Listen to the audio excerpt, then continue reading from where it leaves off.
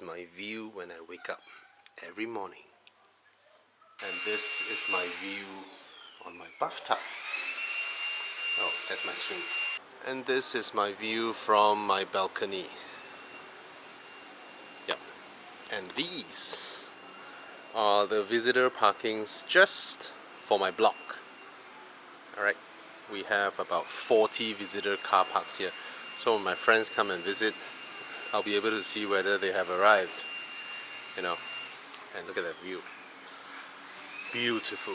And this is actually a tiny forest, you know, and I've seen monkeys. Squirrels, of course, eagles, yes, but I've seen monkeys. Yep. Amazing. Those trees are really tall over there. So, yeah. When I switched to Pro Mileage, in my case, I got 46-47% of savings for that car. Pro Mileage was the only one that gave me 5,000 extra value to cover, yet still cheaper, a lot less. A lot less.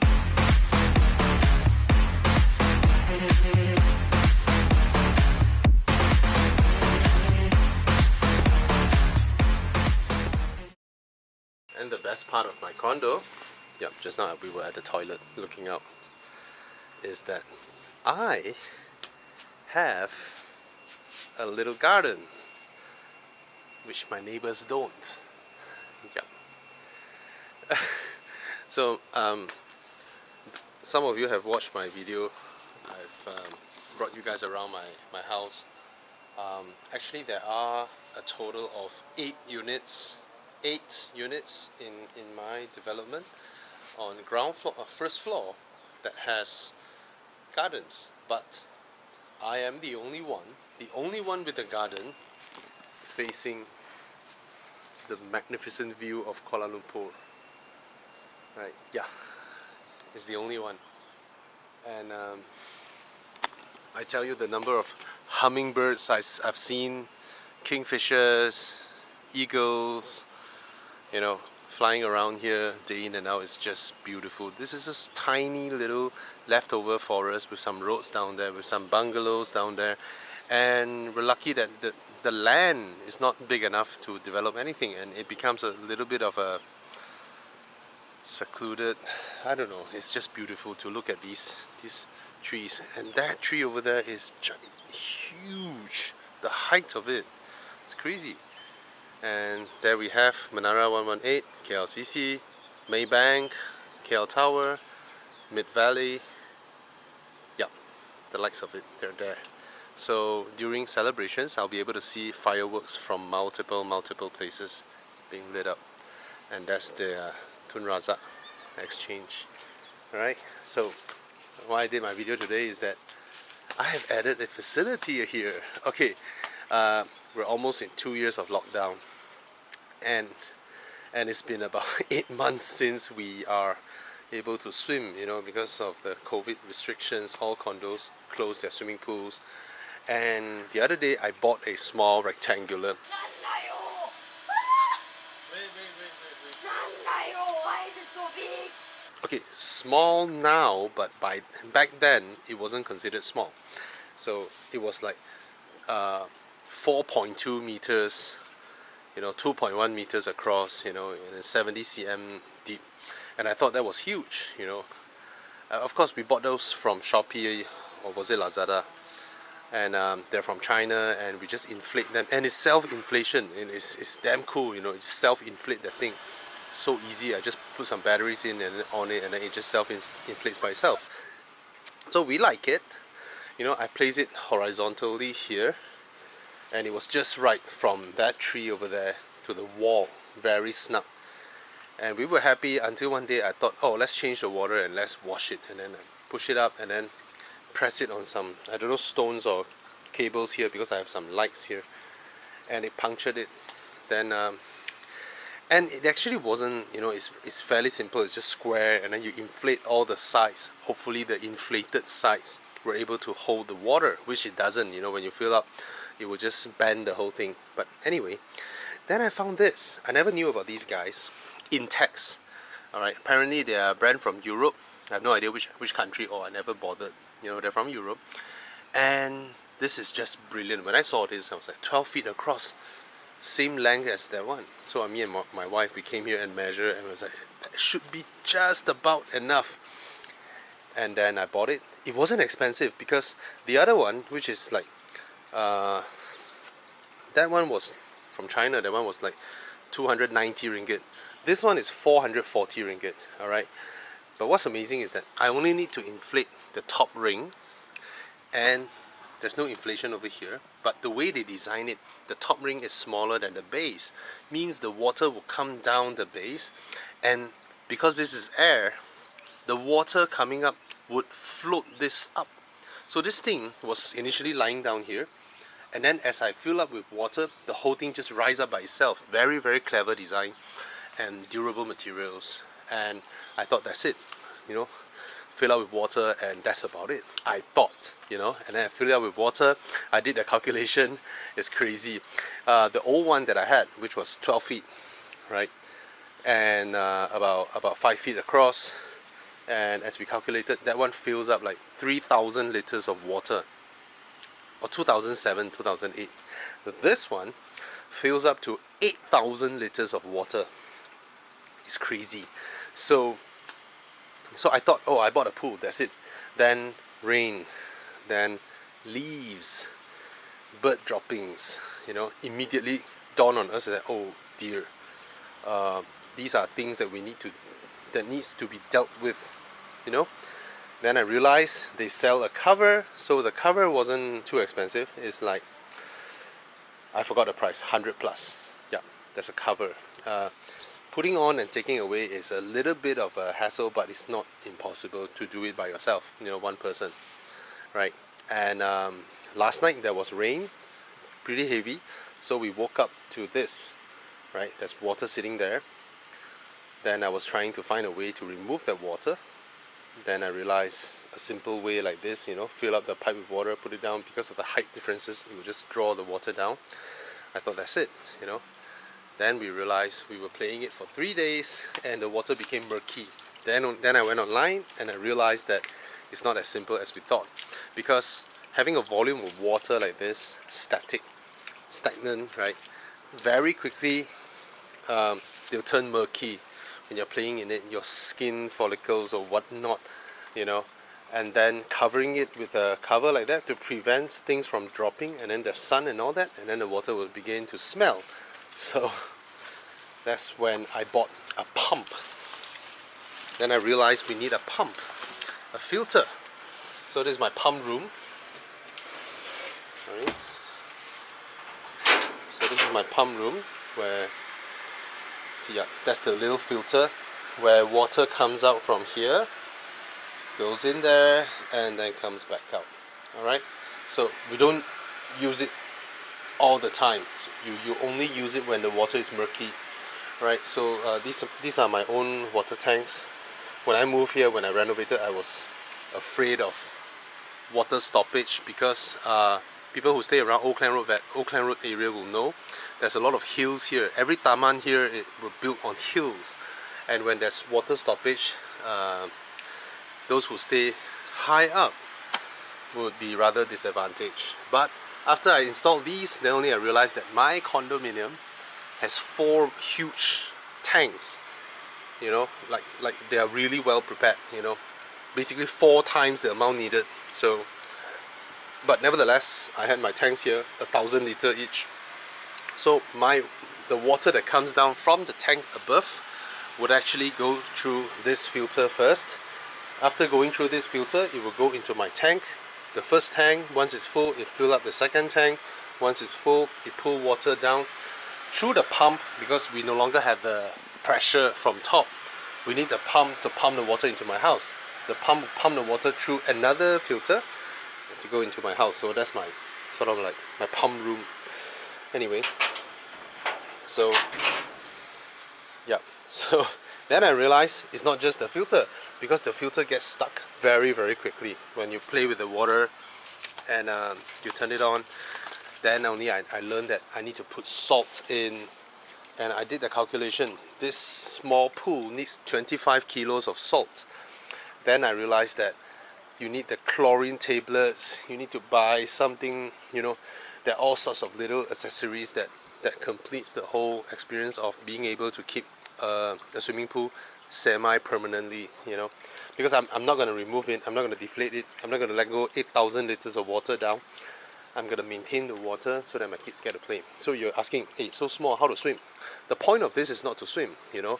No swimming pool is big enough compared to our condo swimming pool. But having a 1.5 feet or 2 feet water, right, I'm able to do something I can't in normal swimming pools. I just lie in there, put my head resting on this, and I look up the sky. And I look at the sky and then just chill, just relax here. That's something I can't do in normal swimming pools because they are at least 4 feet, 5 feet, right? I can't just lie down. And normally you put a floaty on a swimming pool, but when you put a floaty on a swimming pool, your body is above the water, so it gets hot. So I realized that this is what I need, not a swimming pool, you know. And I'm so happy with this. Just think about it. You do not actually need a huge space, and it's not crazy expensive. It's 400 ringgit. 400 ringgit, and then you put something like this in your house, and let me tell you this, man, it makes your house feels like a resort, you know. You're like, oh, after you're done with your stuff, and they're like, okay, let's go have you say have a swim, but actually you're not swimming. You just lie down there and just chill, have your beer by the side, and then you just look at the scenery or look at the sky, or just relax. It's something that makes you feel so good. And when you're in the pool, automatically you wouldn't want to look at your Facebook and all that, right? So you are away from your phone. So I'm doing this video just to tell you that I feel really great that I made this sort of investment. Last time we do not know what to do here. You know, we planted some trees and all that. The trees were initially just to block the sunlight for the 10 a.m. morning, you know. And oh, talking about sunlight, so that side is north, this is east. So the funny thing is, my unit, I get sun coming up from here about 9 or 10, right? And then it goes up 11, 12, right? Which is about now. Later on, 1 or 2 o'clock, the sun is going to disappear over the roof. That means my garden here would be in the shade from about 2:30, 3 p.m. onwards. Which means I can bring the kids out to the pool about 3 p.m. Yeah. So, yeah. And there's a little swing I put here. Sorry for the grass. It was like a jungle, and then me and my wife, we came out here and plucked away the weeds. We left these because they looked rather pretty, so we left those there. I won't be calling gardener in forever. We'll just maintain it ourselves. And yeah, just sharing this revelation that I had with the swimming pool here. And I'm one of the lucky few who stay in condos where I have a place to, you know, put my clothes under the sun. Yep. And that's our visitor parking. That's my master room. My bed is just beside. Here's a nursery of our condo where we plant stuffs here, grow them, and then move them around the condo. So that's a nursery. And another thing I like about my unit is that sometimes I'll park my car here when the car wash is being occupied. I'll just park my car here, and then I pull my pipe all the way and all the way down to wash my car using my own water. Yep. Yes. So guys, what do you think? Would you like to get a pool? It's not something luxurious. It's not something that you need to spend thousands and thousands in. You know, 400, 100. That pump is about 200. And you buy some chlorine tablets and all that. Those would be 100 maybe. So all in 700, 800. And you have a wonderful pool. You don't have to release the water. You just maintain the water. So do a little bit of reading and you enjoy it. Trust me. Alright. And best part, that's my office. So when my kids are playing, I can be in my office doing my work and observing them.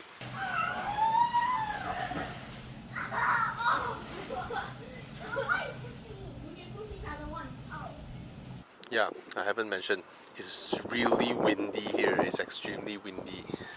Right, look at my trees. Yep, the winds all travel in, so you may hear it from the microphone. Anyway, look at the sun now. It's 2 o'clock in the afternoon, but Ta-da! I am under the shade. That means from 2 p.m. onwards, we can actually play in our playground and play in the pool or something like that. Yeah. Ooh. There's a plane. Anyway, that's why I said I wouldn't even sell my house even if someone paid double what the market price is. And what actually is the meaning of market price, right? You see, there are all my neighbors up there, and our house unit square feet are the same, but some units their parking is outside. My parking is within the building, and I don't even need to take the lift from my car to my house. Right? I just walk one flight of stairs. That's it.